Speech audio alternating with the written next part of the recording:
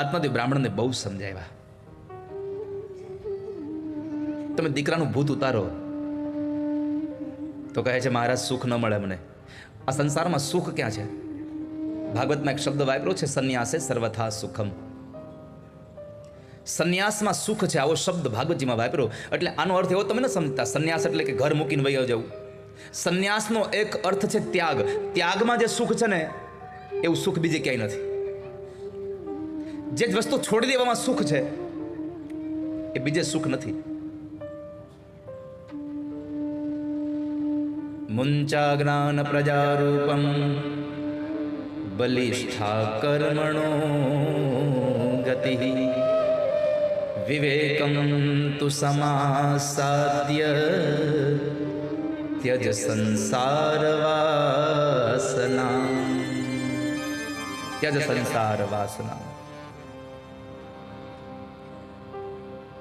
મુંચા જ્ઞાન પ્રજારૂપમ. માણસ આ સંસારની માયામાંથી છૂટી જવો જોઈએ. આ સંસારમાંથી મુક્ત થવો જોઈએ. બહુ સમજાયો પણ આત્મદેવ ન સમજ્યા. અંતે કહ્યું લાતો કે ભૂત બાતો સે નહીં માનતે. એક ફળ આપ્યું, તમારા પત્નીને ખવડાવજો, પ્રભુ કૃપાથી તમારે ત્યાં સંતાન થશે. આત્મદેવ તો ઘરે આવ્યા છે હરખાતા હરખાતા. આવીને પોતાની પત્નીને ફળ આપ્યું કે મહાત્માજીનો પ્રસાદ છે એટલે ખાઈ જા, આપણા ઘરે દીકરો થશે. ફળ આપી દીધું. મહાત્માએ કહ્યું તું તમારા પત્નીને ફળ ખવડાવજો, પણ એને ખવડાવ્યું નહીં, હાથમાં આપી નીકળી ગયા.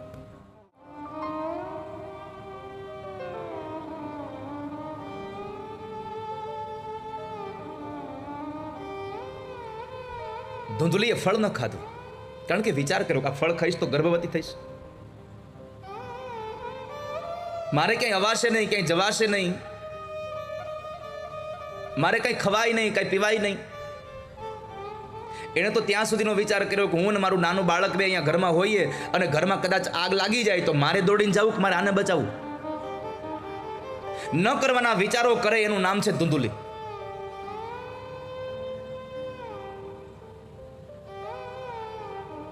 ફળ એણે ન ખાધું. આંગણામાં રહેલી ગાયને ફળ ખવડાવ્યું ને એની બેન સાથે એક નક્કી કર્યું કે તારા ઉદરમાં બાળક છે, એ બાળક તું મને આપી દે, એના બદલામાં હું તને ધન આપી દઈશ. એની બેને પણ કહ્યું વાત બરાબર છે, કારણ કે તારા ઘરમાં ખાવાનું બહુ છે પણ ખાવાવાળા નથી, અમારા ઘરમાં ખાવાવાળા બહુ છે પણ ખાવાનું નથી, બેયનું કામ થઈ જશે, આપી દે અમને. અહીંયા પૈસાના બદલામાં દીકરાને આપવાની વાત કરી.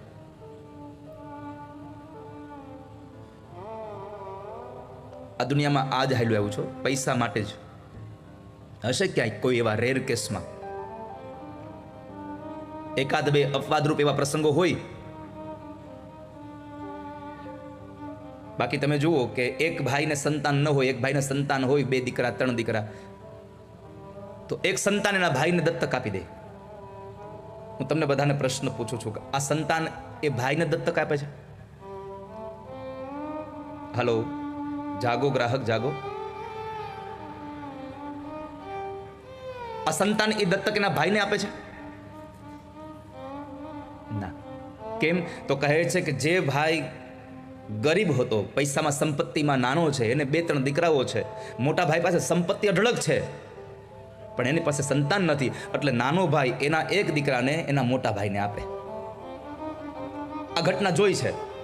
મને જગતમાં બતાવો કે મોટા ભાઈ પાસે સંપત્તિ એટલી હોય, 3 દીકરાઓ હોય, અને નાના ભાઈ પાસે સંપત્તિ જ ન હોય, સાવ ગરીબ હોય અને સંતાન ન હોય, તો પૈસાવાળાએ પોતાના નાના ભાઈને દીકરો દત્તક આપ્યો એવો દાખલો મને બતાવો સંસારમાં. આ સંસારમાં પોતાના ભાઈને દીકરો દત્તક નથી દેવામાં આવતો, ભાઈની સંપત્તિને દત્તક દેવામાં આવે છે. હશે અપવાદરૂપ કોઈ 1-2 પ્રસંગ એવા કે જ્યાં પોતાના નાના ભાઈને સંપત્તિ ન હોવા છતાં પણ સંતાન આપ્યું હોય. બાકી પ્રાયઃ લોકો અહીંયા ભાગવતની આ કથામાં કહ્યું છે કે ધુંધુલીએ પોતાની બેન પાસેથી પૈસા દઈને દીકરો લીધો છે. સમય વ્યતીત થયો. આત્મદેવ બ્રાહ્મણને કીધું કે હું ગર્ભવતી થઈ છું. બેનને ત્યાં દીકરાનો જન્મ થયો. બનેવીએ કોઈને ખબર ન પડે દીકરો આપી દીધો, ધન લઈ લીધું. બાળકને રમાડવાના ના હાથે આવે અને સ્તનપાન કરાવીને પાછી બેન જતી રહે. 3 મહિનાનો સમય ગયો અને એ સમય પછી જે ફળ ગાયને ખવડાવ્યું હતું ને એ ફળ એક દીકરાને જન્મ આપે છે. ગાયે એક બાળકને જન્મ આપ્યો. હવે આપણી બુદ્ધિમાં આ વાત બેહેવી નથી.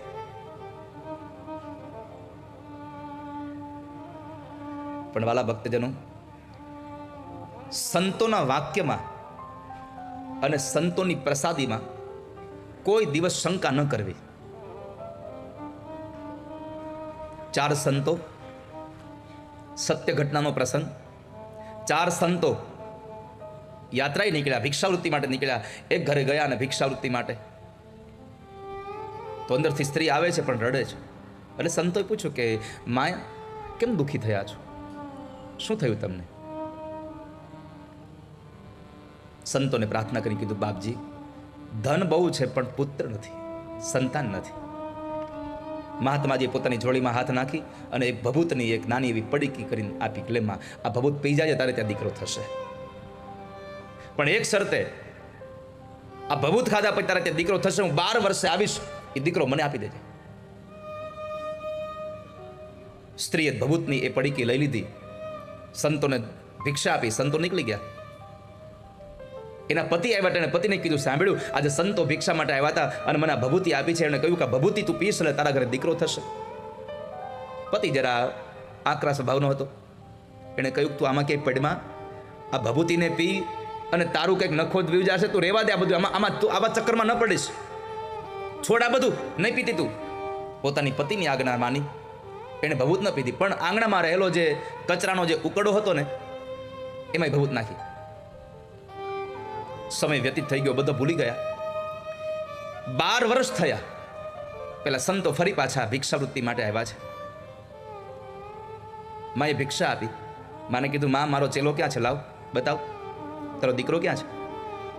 બાપજી, દીકરો નથી. સાધુ કઈ દીકરો ન હોય, બને જ નહીં. મારી આપેલી પ્રસાદી વ્યર્થ ન જાય કોઈ દિવસ.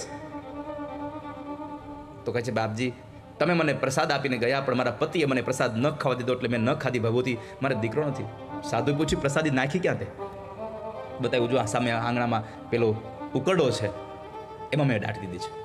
સાધુએ ત્યાં જઈને કીધું, ચેલા ઉભો થા.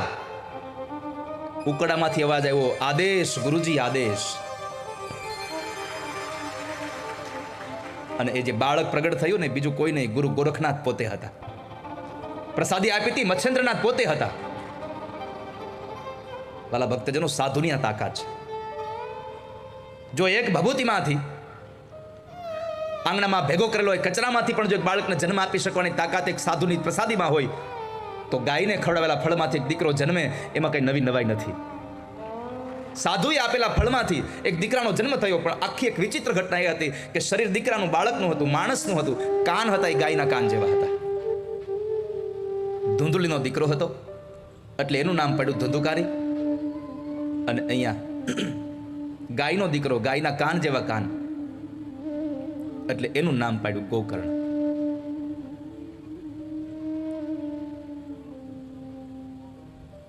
બે દીકરાઓ થયા, મોટા થયા, વિદ્યાભ્યાસ માટે બેસાડ્યા.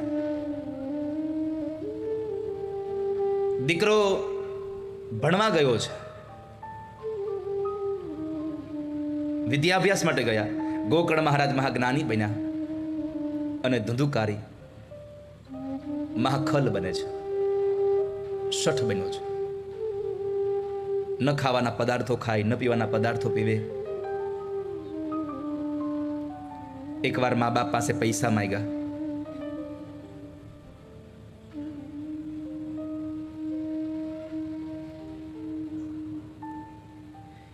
માએ ના પાડી, મારી પાસે ધન નથી દીકરા, મારી પાસે ધન નથી. એટલે માએ ના પાડી તો એના પિતાજી પાસે ગયો, આત્મદેવ પાસે જઈને કીધું કે પિતાજી મને ધન આપો, મને પૈસા આપો. બાપુજીએ ના પાડી, પૈસા નથી. એટલો બધો ક્રોધમાં આવેશમાં આવ્યો, પોતાના સગા બાપને છાતીમાં એક પાટો મારી ધરતી પર પછાડી દીધો.